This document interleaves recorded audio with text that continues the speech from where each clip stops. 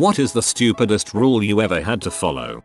No hugging. Apparently some girls were, and I quote, hugging boys to see how long it would take for them to get an erection, and missing class because they were hugging their friends for too long. We were in the 8th grade. Middle school boys get erections from salad.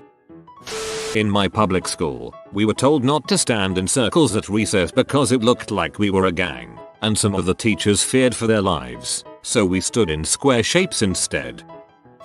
As a public school teacher, we have what is referred to as desk warming, where we have to come into school during vacation time to literally sit at our desks. The students are gone, nothing is going on. Our contracts only give a limited amount of vacation time, so when our vacation time is up, we must be back in school, students or not. We had chairs in our schools for $2,000, but they were so expensive that we weren't allowed to sit in them for a year after they were bought. That sounds legally suspect. I once waited tables at a restaurant where you had to show up for your shift with the dry cleaning tag still on your starched white shirt. Why? To prove that you got your shirt starched at a cleaner's and didn't do it yourself. Think about that for a second. Your shirt is ironed and starched so well that they can't tell without the cleaner's tag on it. Doesn't matter. So I had to leave school early for a cross-country meet, missing gym. Because I missed gym, I had to make it up after school one day, so I missed cross-country practice. The make-up gym class was to walk a mile, so I missed walking a mile in order to run about 3 miles as fast as I can, and because of that, they made me walk that 1 mile instead of running 5 miles at practice the day after.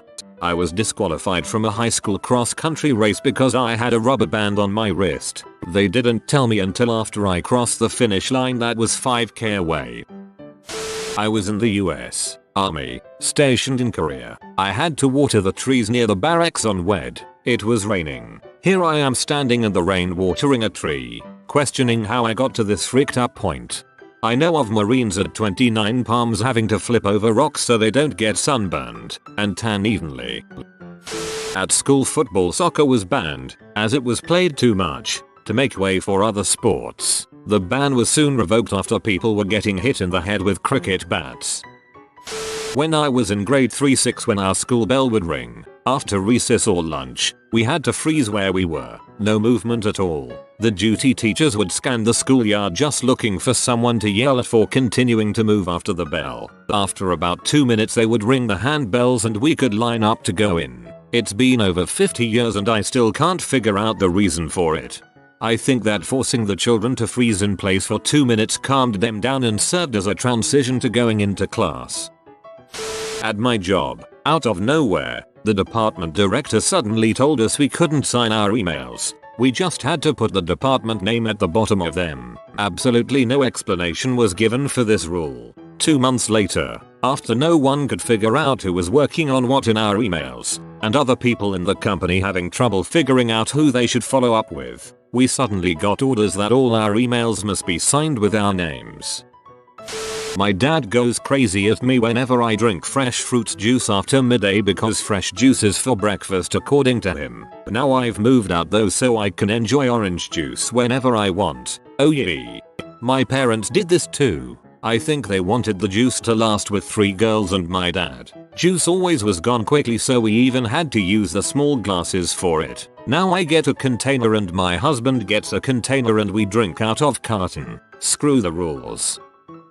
I went to a private Baptist school my freshman year of high school. Whenever we had an assembly and it was time to clap our hands for someone who had just spoken or performed, we would have to all clap our hands in unison. It would be led by the bat crap crazy pastor's wife. She felt normal clapping was too chaotic. It was the weirdest thing I've ever witnessed. I would be terrified if a big crowd just started clapping in unison.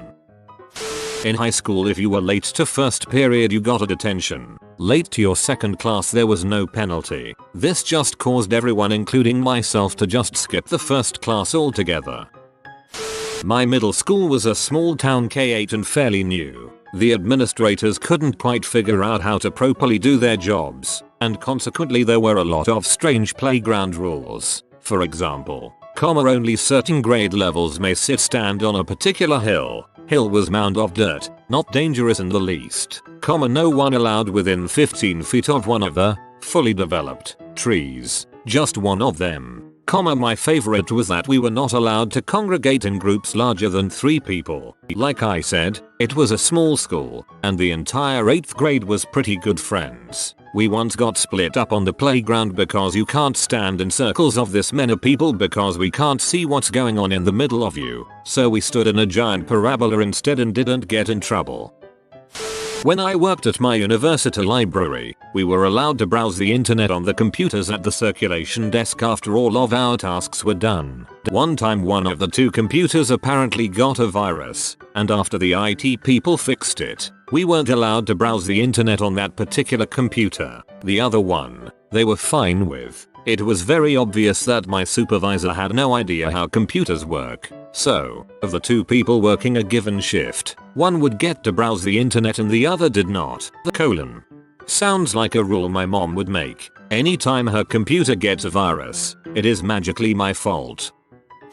I work at a daycare preschool. I am male. After working there for 3 years, with all ages and having changed easily too many dang diapers, management suddenly decided I shouldn't do that anymore, even though that's literally part of the job. Now personally, I didn't mind. I hate changing diapers, but my co-workers threw a fit about it. Plus, it's a little sexist, so now I have to change diapers again. I went to a Catholic elementary school for a year and we weren't allowed to talk during lunch. One of the nuns had a whistle she'd blow in your face if you were caught talking to your friends. Growing up, my mother was obsessed with laundry. Dirty clothes go in washer while you're dirty. Take a shower, and only then may you start the load. Go sit down in the designated clean area until the load is done. Fold clothes, put away, repeat cycle. At my secondary school, high school, there was a set of stairs on either side of the main building. On one set of stairs you could go up and down them, but on the other set you were only allowed to walk up them. We even got stopped from going down them in a fire drill once. I will never understand the logic. When we were doing standardized testing in middle school, the rule was that we couldn't read anything after we had finished. The teacher's logic was that if we were too excited to read, we would have rushed through the test and missed a lot of questions. So we just sat there for 3 hours staring at the wall after we finished. For a short period of time, Google was blocked on our school computers because people kept using it to go on games. Elementary school. Our toilets kept getting clogged, so the teachers thought the best response was to limit students to 3 squares of toilet paper per bathroom trip. Fixed the clogging problem, and instead they had a bunch of 1st through 5th graders with swamp butt running around. Apparently that was somehow better. My son isn't allowed to take books out of his school library that aren't in the 2nd grade section. He comes home every week and complains because the librarian says the book he wants is too hard for him. Frick them, seriously. Take him to the public library and then encourage him to bring inappropriate books into the school's library to read. Worked in a place where I had to regularly send out invoices by post. I had to fold each A4 piece of paper into 3, but not equal thirds because the person who set up the template, she didn't even have the skills to make a template file, didn't know how to make the address line up to the window of envelopes. Although she left the company after stealing, the boss still worshipped the ground she walked on. He actually related the story of her theft in admiring tones. When I created a proper template with nice things like consistent formatting, my boss had a rant at me because the addresses didn't line up, and clearly that meant that everything I had done was useless. I didn't understand what he was on about and folded up something I'd just printed off into equal thirds and it was perfect. He told me to change it back because companies might think that it wasn't from us if we suddenly changed. He said the same when I made the radical suggestion of spelling the names of our customers correctly in invoices. I worked for a brief time in a perfume factory. The temp agency loved to send me to the strangest places. You normally got assigned a position for that shift, usually on the production line closing packaging, putting tops on bottles, that sort of thing. One of the other things you would have to do is break boxes. Basically, flatten cardboard boxes. These boxes were pretty sturdy, they had been transporting glass or other delicate materials. so they'd be held together pretty well. So I had found a Stanley knife that someone else had left nearby and set to work. Q3 supervisors sprinting over like I had just armed a bomb. Apparently, you can't use sharp objects at all in the factory, which makes me wonder where the Stanley knife came from. No appeal to common sense or reason would move these guys. We had to break apart these heavy boxes, you know the ones, sealed with that really strong woven tape, for 8 hours. With just our bare-handed might, I had to quit shortly after that. I just couldn't work in a place where health and safety overruled any sort of basic common sense. And also because I was the only white guy in there, no one would talk to me, so I started talking to myself, which I didn't care for. I work in an after-school program. During the afternoon, students are given 2 structured times to do their homework if they should choose to do so. One is when other students go outside, and the other is in a different space while other students are doing an activity in our main space. One of our 6th graders chose to go outside and do the activity later. During the 3rd hour of our program, they chose to do their homework. My boss told that student that they couldn't do their homework then and insisted that they just sit and read or play a card game like the other students. Why would we not want our students to do their homework? For the 8th grade, no Google for projects. We had this crazy librarian who instituted a school rule that you weren't allowed to Google anything because there is too much false information found through Google. We had to use this website where each surfer used a personal account that cost the school a ton of money. Nobody could find the info they needed and the library professor drove the already fleeting school budget into the ground. Last I heard she still works there. Ugh. I remember being forced to use Yahoo Hooligans instead of a regular search engine because it was optimized for young users. Guys in my middle school were not allowed to wear pink as it was feared to be gang related. I was only allowed to wear a baseball cap or bandana if my hair was on that day longer than my chin. I have wavy hair, so it curls with humidity and might hang longer or shorter depending on the weather. This was decreed by my father, who felt that hat and short hair looked too masculine. Not me, but my girlfriend. Her dad banned her from being sarcastic. I don't even know how that would work. Okay, Dad, I won't use sarcasm. Not one bit. My 3rd grade teacher discovered 10-year-old me drawing in a spare spiral notebook I had. Certainly nothing amazing, but it was my sanctuary away from a playground full of other kids who knew I was somehow different and either bullied me or wanted nothing to do with me. So I would draw. She snatches it and proceeds to tear out 80 pages of drawings, then folds them in half and says we don't draw on lined paper, with a stern look, shortly before depositing them in the garbage can behind her desk. My mother used to hate the word fart, so when we were growing up she would make us say excuse me. I pooped instead. I have always thought that sounds much worse. My aunt also hates the word fart. She says frick like it is going out of style, but if you say fart, shame on you. The bathroom stalls and the gym locker rooms are not to be used for changing. If caught changing in the bathroom stall, you will receive a detention and 0 participation for the day. If you see someone else changing in the bathroom stall, you are to tell the nearest gym teacher. I have no idea what the administration was thinking with this rule. Some kids are self-conscious. It's high school. Not every teenager is comfortable with showing off their naked body to a group of their peers. Sounds like Coach Jerry wants to keep an eye on you kids. No backwards hats because it's gang related. Eventually no hats at all because it's gang related. You know who else wears hats? People going blind and getting sunburned in the scorching California sun. That's who. No backpacks allowed at school. I mean, really? No more than 3 seconds at the water fountain, strictly enforced by grouchy nuns at my Catholic elementary school. Frick hydration, right? Especially after we ran around sweating for an hour at recess. Kid found a knife at school, turned it into the teacher, and was suspended with the possibility of being expelled, because the school has a strict no weapons rule. My friend's mom didn't allow us to drink milk after 8 PM, but she let us drink Mountain Dew. She was a dumbass for more than just that reason.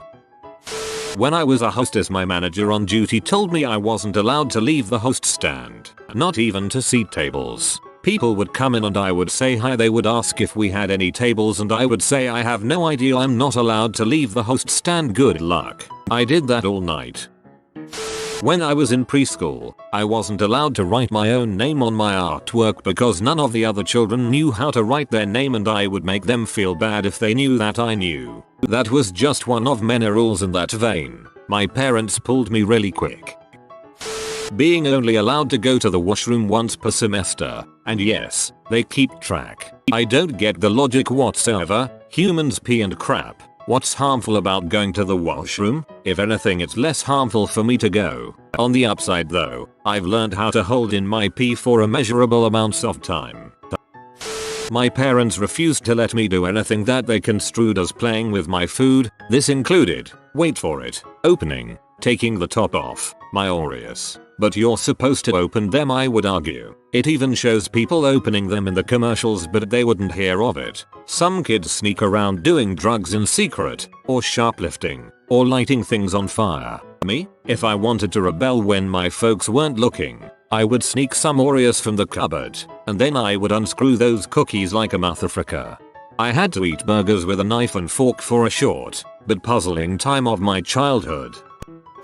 I went to a Catholic elementary school. I could go on for days. Among my favorites, we weren't allowed to talk or turn on the lights during lunch. Lunch was eaten in silence and darkness. Also, if a classmate got in trouble for any reason, no one was allowed to talk to that person for the rest of the day, or longer for repeat offenders. My absolute favorite was May Day. There was a day in May that we all stood in a circle around this giant statue of the Virgin Mary and prayed and celebrated her and whatnot. The kicker was everyone was required to be in full winter uniform for this. Wool pants, shirt and tie, and a sweater. In May, one year it was about 80 degrees out and I passed out. I awoke to a teacher yelling in my face that I had dishonored the Virgin Mary. Dishonored her? Heck man, you could have met her. Periods, as in, the single dots we put at the end of a sentence, must be italicized. I worked at a family entertainment center, an arcade, with ticket redemption games, etc. The owners somehow got it in their heads that everyone who wore a baseball cap backwards, bill in back, was a gangbanger. Employees therefore had to immediately go up to anyone wearing their cap backwards and tell them to turn it around. And, if they refused, we had to kick them out. Just tell them you're afraid to tell the 8-year-old to turn his hat around. He might be a gangbanger. Ask a teacher to go to the washroom. Once I had to pee pretty bad. I asked the teacher. She said no. I peed my pants and got suspended. You have been visited by Sleep Doggo. You must now get a good night's sleep. Sleep well. If you are new to the channel, you can subscribe. I publish new videos every day. Until then, check out another video. Or don't. Either way, have a great day you magnificent people.